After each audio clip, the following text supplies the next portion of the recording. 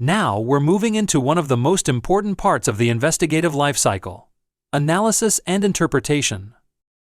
This is where we stop simply collecting information and start figuring out what it actually means. Think of this phase as the verification stage. We're testing the evidence, weighing it, and deciding what really happened based on the applicable standard of proof. To do this well, investigators need to shift into an analytical mindset, a structured scientific way of thinking. One of the key tools here is the method of multiple working hypotheses. Instead of locking onto one theory too early, we build several competing explanations, even contradictory ones, and then work to eliminate them one by one. This keeps us from falling into tunnel vision or becoming overly attached to a single idea. We also use Occam's razor, the principle that the simplest explanation that fits the facts is usually the right one.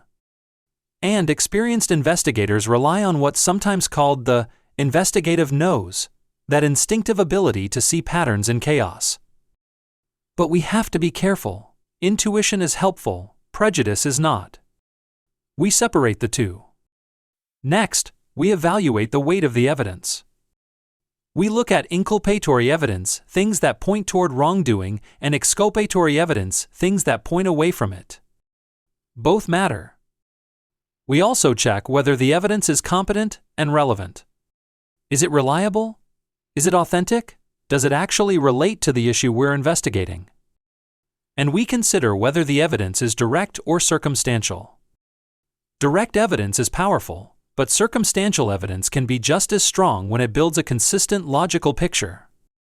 When accounts conflict, the classic "he said, she said" situation credibility assessment becomes essential. We look at inherent plausibility, whose story makes sense and aligns with the probabilities. We look for corroboration from documents or neutral witnesses. We consider whether someone has a motive to lie. And we stay away from outdated ideas about demeanor. Fidgeting, nervousness, avoiding eye contact, these are signs of emotion, not deception. Modern standards are very clear on that. All of this leads us to the findings, which we reach using the standard of proof. In workplace investigations, that's usually the preponderance of the evidence, sometimes described as 50% plus a feather. It simply means that something is more likely than not. Based on that standard, our findings fall into three categories: substantiated, unsubstantiated, or unfounded. Finally, analysis has to consider the broader context. We look at power dynamics, workplace culture, and hierarchy, all of which can influence behavior and reporting. We apply the reasonable person standard, asking whether an average, prudent person in that workplace would find the conduct inappropriate.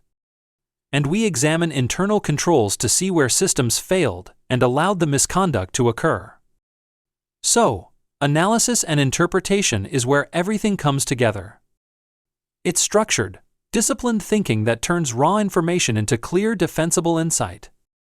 When we do this phase well, our findings are stronger, fairer, and far more reliable.